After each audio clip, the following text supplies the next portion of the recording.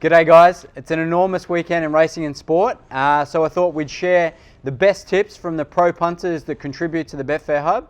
I'm joined by Mr. Miller and Mr. Marcon here. Marcon? Yeah, very excited to be here, James. Very big weekend of racing and sports. Absolutely is. The AFL Grand Final, which we'll get to shortly, and some Group 1 racing. Track from Playmaster, Shear is the widest with Ruben. Okay, so we'll get straight into it. It's AFL Grand Final weekend. Sammy, your Richmond Tigers are in the GF, red hot favourites. Can you talk us through who our resident pro punter, who he's on, what his tip is? The analyst, probably one of my favourite content providers, and he's with the Tigers. So I was very happy to see this. I think later on we'll get to the rugby league where I'm sort of a bit upset about some of his positions in that. But yeah, definitely very happy about that AFL. I think he's got, what's he striking, 12 to 13%? Return ROI, which is ROI. Enormous. So I think he'll carry that through. He's gone the line. So I'd say he's got Richmond about 17.5 to cover that line. I'd take them straight out at the $1.40 as well. I think that's pretty good bet as well. That's just me. I might be a little bit biased there. Yeah, beautiful. And you've got a couple of good futures into it. Now, Damon, can you tell us some trading prices? Yes, it's a very interesting one. I remember having this conversation, I think after round 2 and 3 when Alex Rance obviously did his ACL and the Tigers drifted out to, I think it was around the $24 mark. We had a little bit of a discussion internally about whether or not they'd kind of trade shorter, and I think, did anybody actually get on it? I didn't get on it myself. I don't know if anybody else did, but really kicking myself. So yeah, the Tigers matched at $24 on the exchange, and the Giants actually drifted out to $40 at the start of the final series, so they're juicy odds for anybody that took those obviously into around the $4 mark now. But yeah, there's some very interesting stats from our AFL analyst on the Richmond side. Obviously a remarkable record at the MCG, covered the line. I think in 6 of the 7 times they've gone into the MCG as 2-goal favourites. So I think the stars are aligning for the Tigers and good chance to win for the second time. About 15 of 18 at the G, I think they are. And one of those was against the Pies last year that they lost as well. So, and yeah, a little bit too confident, I think. I need to rein it back just a touch. The copy alludes to it just sort of being one-way traffic. So consistent with that, Norm Smith, who are you going with?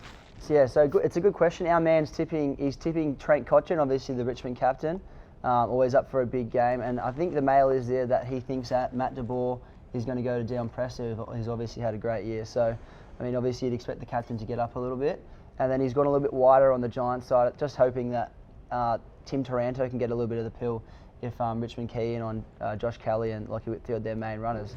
It's also worth noting that we've also got a model, J-Mac. We do? Yeah, our model's also on the Tigers, so everything's kind of leaning that way of Richmond. I think the model's marked the Tigers as about $1.35 shot, so just about on market value there. Yep, can't disagree with that. And you see Dusty's been drifting too on the fair, which, I'm not sure that de Boer sort of mail, I think it's going to have a lot of implications on who is the Norm Smith medalist. Should it be one-way Richmond? And you see Dusty's been drifting sort of 6s out to about 7.40 at the moment. Yeah, it's real short, isn't it, for someone for a game with 44 outfield players. But I mean, what did he jump at in 2017? And obviously went to win the medal as well. Would have been around the same kind of. Yeah, mark. I thought it was sort of 6s, something like that, which I thought was incredibly short. But yeah, it's a good question. Like, how many goals would a forward have to sort of kick to get into contention for this? Me, obviously, not my main sport, but I sort of thinking like if someone was kicking 4 goals up front, would you sort of get there, or you need a few more? I think that's the line. I think you want more than that. I suppose it depends on the conditions and how well they go. The margin. But yeah, your big fella, Mr. Lynch, who was clunking him left and right last week. I reckon you'd need half a dozen to get Norm. Yeah, okay. But we also saw Dusty come home like a house on fire in the Brownlow. I think he polled something like 15 votes in the last 6 or 7 rounds with a bunch of 3s. And the medal's not voted by the umpires, but I think his form coming into the game is quite strong. So you never know. I'm happy to stick outside, I think, with outside the double-digit range. And I actually like the Trent Cotchin tip and the Taranto tip. So it'll be interesting to see what happens there. Obviously, Josh Kelly's another class mover to look at too. We've got 25s for Cotchin at the moment. So. Yeah, which is outrageous. Cause the best you get with the bookies, I think 17, maybe 19s, somewhere that won't let you on. So I'm shocked at the price of Cotchin. I've had a little nibble at the little 30, Doesn't little crunch. Like you, Mac. Yeah, little nibble. Little nibble, just something to watch. Yeah, it seems outrageous to me, given his pedigree. Anyway, moving off the AFL. The Moya Stakes, which is sort of your speed sort, Swami. Sammy, you're going to be our man with the racing. Nature Strip seems We got some content from Dano from TRB, and we also got Sugar Shane from Punting Form, who gave us their predictions, which we'll get to in a moment. Respected people, bear in mind. Yeah, which is why I'll sort of align with them instead of going so much off my own back on this, because this race just setting up for something really interesting could happen. With Nature Strip, there's so many queries on what he's going to do. So like he's drawn one, so whether he pushes forward from there, burns up a bit of fuel, or Chris Wallace suggesting that they might stick to the plan like last start and sort of sitting back. Looking forward, Wallace still thinks he'll get 1200. I'm of the opinion he won't. The horses, every time he has to eyeball something, he seems to fail a little bit. So if I was making riding instructions, I'd just burn it up. Yeah. Helter skelter. But yeah, so these guys are both Punting Form and TRB are sort of looking around him as their number one pick. Yeah. And Damo, you might know this. Who was Dano picking to win? Yeah, so Dano's got Trekking on top. I think he's marked them both about a $4.50, $4.80 chance. Yep. So obviously Nature Strip comes just under that in the market right now, so he probably doesn't see the value there. He does see the value in Trekking, thinks that he's going to track off the pace and off the rail a little bit, so obviously he can run on from the outside, very similar to what he's going to be right back last year from Sheeble Range. So yeah, it'll be an interesting race. I think they're both looking at those two chances. I think they both touched on Viridine as well as another chance at odds. So yeah, so Punting Form did. So there's the Godolphin pair. They'll both be off pace. So looking for both those coming, I think you're going to get around 17. We know we love the men in blue, Sammy. We love the men in blue. Yeah, big Godolphin man. So yeah, look, there's going to be quite a few up front. So it should set up. Bull of Muscle, try cross. Well, actually he's at 3. I shouldn't say that, but he should push forward. Eduardo's forward as well. So there's a few there. Fatno might cross. So yeah, there's going to be plenty of horses vying for that front spot. Yep. And then we'll move on to the Golden Rose on Saturday. Yeah. Some good racing in Sydney. Cracker, the Golden Rose. So this is a bit of a stallion-making race. I think plenty of people are aware of that. So I think the majority of the 8, that 7 of them are colts. So including the Waller pair. So I think I'm thinking that Waller's really targeted these races for his pair, the 2 stallions. Obviously we've got Bivouac, I should say. I struggle with that one every time. Who's just burning it up at the moment. He's actually had 4 starts, so there's a bit of a query there. Maybe they've gone a little bit early in the Godolphin team with that guy. And Waller might be timing his run with horses like Yes, Yes, Yes. I know Punting Form's pretty keen on Yes, Yes, Yes. And I think they've also the Hawks horse Excedence as well. So yeah, so there's a lot to weigh up there, but the majority of the field's all coming out of the one race, which is the last start. So so it'll be very interesting to see where people think they'll sit with the grand final, obviously tomorrow. It's Saturday.